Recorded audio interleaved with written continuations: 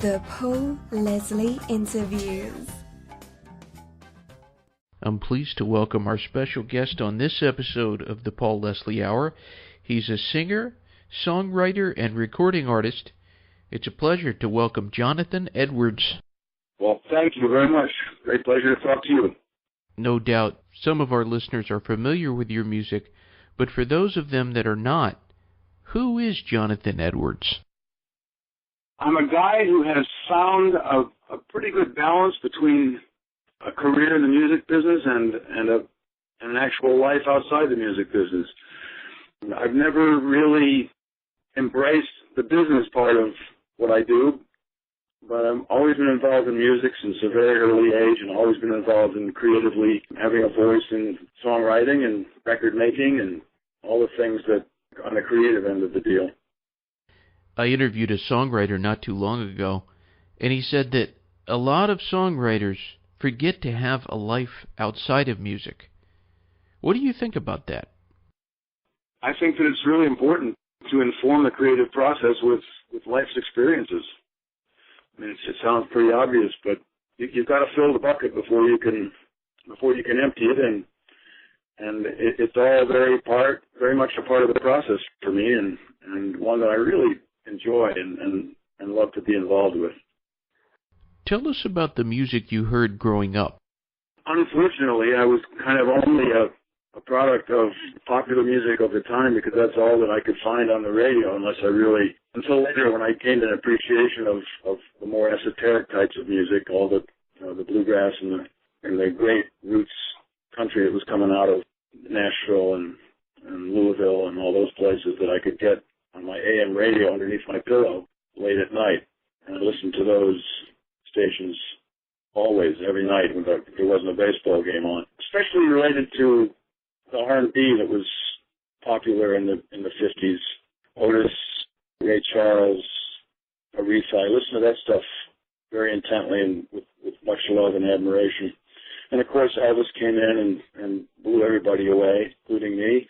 And all the rock stuff, the beginning of rock. My generation is so fortunate that we have been around for all of this. We have been around for the entire birth of rock and roll, out of blues, and it really feels like I'm very grateful for that opportunity to have been around since the 50s and gotten to not only listen to, but to some degree be a part of the conversation of rock and roll, the narrative. It's been a pleasure. How did you come to compose music yourself? Tell us about the first experiences with making your own music. Well, the first time I saw a guitar up close was in military school. I went to military school for high school in Virginia, and the kid in the room next door had a guitar, and I sat down and picked it up, and I said, show me something to play, and he did, and I was gone. I was just gone. Up until that point, not much seemed to really make a lot of sense to me as a kid.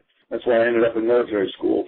A lot of things didn't really add up to my youthful mind in my early development until I found music and found that outlet of all this energy I had and all these things I had to say. And I started writing songs almost immediately upon learning how to play a couple things on the guitar. I was hoping you could take us back to when you were opening for acts like the Allman Brothers and B.B. King. What were those experiences like? It was magical. It was unbelievable. I mean, I wish I had kind of appreciated it more at the time. I mean, at the time I was just all involved with doing a good show and making the best impact I could and having a good time on stage and all that stuff. But I really, if I had known, I guess it's kind of true of all retrospective looks at history, whether it be personal or larger than that, but I wish I'd appreciated the whole situation more, that here I was opening for the Allman Brothers with my acoustic guitar, and sometimes a bass player, just the two of us would be opening for people like that, and Poco and Loggins and Messina and Beebe and all kinds of great acts. The Small Faces, we opened for Rod Stewart and the Small Faces, me and a bass player. And no one was doing that at the time, really. I was one of the first guys that was actually out there with a guitar subjecting themselves to a crowd like that. And they loved it, and I loved it. It was really a magical experience to be part of that incredible love and energy that was going on between audiences and acts at that time. I want to kind of go back a little bit and talk about your debut album, the self-titled Jonathan Edwards. What year was that released? It was 1970, I think we recorded that. And, you know, it was recorded much like my new album. It was recorded on everyone's spare time and when the studio was vacant, and we kind of took it as just something that we had to do and felt like doing, and I was working a lot somehow, even without a record, you know, working, opening shows and traveling around all the time. I was doing 250 shows a year for several years there in a row, and the studio was kind of just part of what you had to do, and we did this album, and it was very haphazardly put together, and I just, you know, I looked around, and all I could see really was my friends. All the people I knew in the business were just my friends, and so we just started recording with the same band I was touring with, and there it went.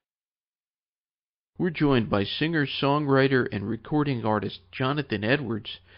I wanted you to tell us about this album of yours, My Love Will Keep. Well, it's the first studio album I've done in 14 years, and I've done a lot of live albums because that's what I was doing. That's what I've always been involved with, is the engagement of a live audience. That's what I love to do the most.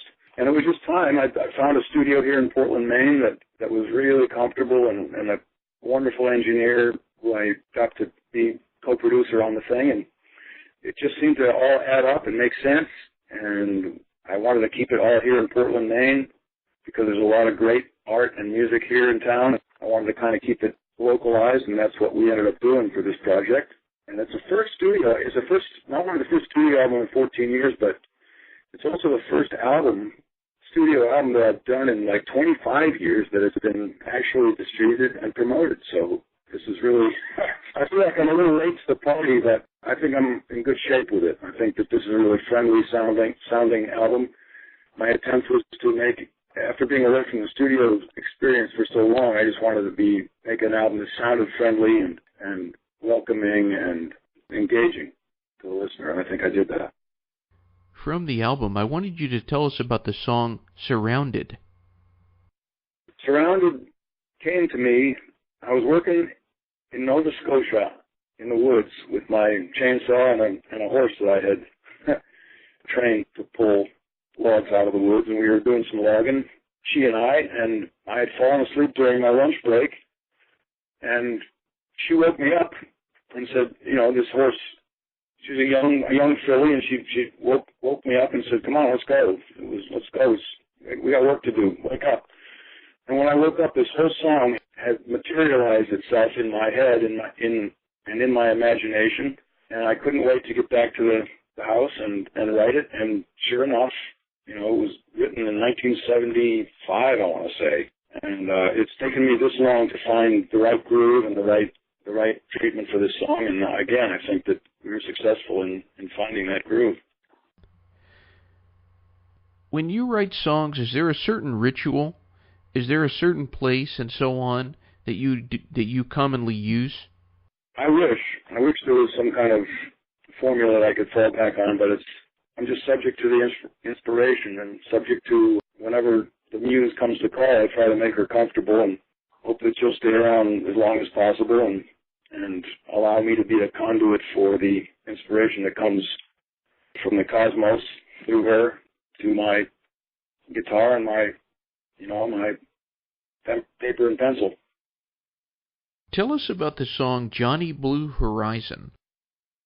Well, I was talking to my friend Jimmy Ibbotson, who used to be in the Nitty Gritty Dirt Band, an old friend, and we were talking about how cool it would be to do a tribute album to John Denver and do some of his songs, and because he was really instrumental in our development, and he was a friend and a road buddy and a compatriot of the highway out there, and I really respected his artistry and the fact that he was able to take his acoustic guitar and stand in front of a crowd and become a superstar. I was really amazed at that whole process, and he kind of blazed the trail for many of us in that respect. And I wanted to show a little homage to him and maybe get involved in doing a tribute album. But I got so inspired by the idea that I went home and wrote this song about John, and I dedicate it to him every night that I do it in the show. And thanks for showing us the way, John, and here's one for you.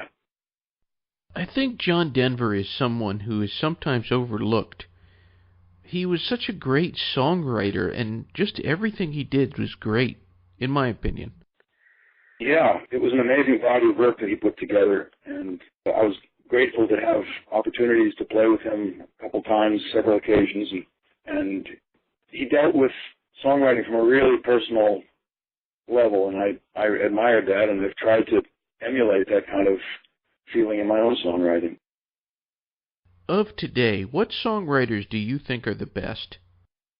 There's a young lady that I've been doing some shows with up here in New England named Lori McKenna, who I think is just writing some incredible stuff, and again, really personal stuff, but yet songs that have appealed to many people going through life, going through changes, both good and bad. She's really tapped a nerve and an avenue of approach to her artistry that I think is really unique and special. And I love all the songs that Alison Krauss and Union Station, I love all the songs they do, and some they write, some they find, and I just think they're great songs, really, really wonderful. The zenith of songwriting. I mean, there's always James Taylor, who always continues to delight and amaze with his creativity and his incredible attention to the artistry of songwriting and singing.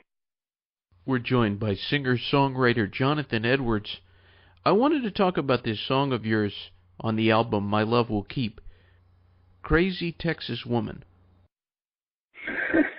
I lived in the Caribbean for 10 years. I lived all over this hemisphere, and I lived in the Caribbean for 10 years, and I call it my lost decade. And I wasn't working all that much, but I was enjoying life and kind of filling my creative bucket.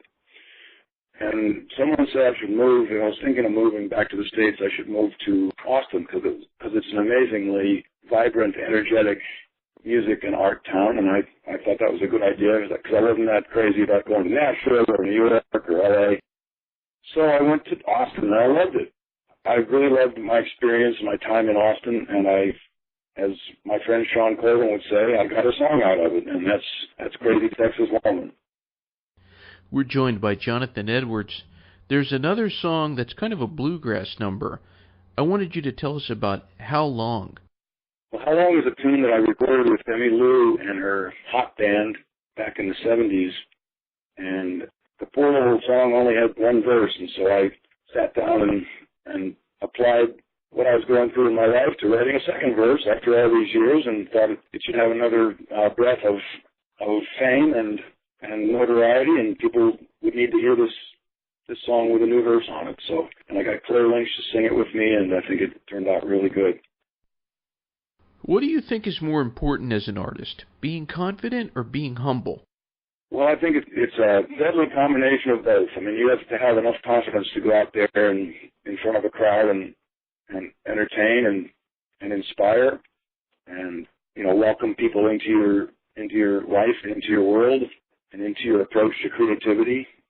And you also, of course, have to be humble enough to be grateful and humble enough to be appreciative of people coming out to see you and spending their hard-earned money and having to worry about leaving home and driving and gas and all the stuff that it takes to go out and see somebody these days is it's difficult, and I really appreciate that, and so I find that humility works really well for me, and I am totally appreciative and grateful for all the fans I've managed to acquire and keep all these years.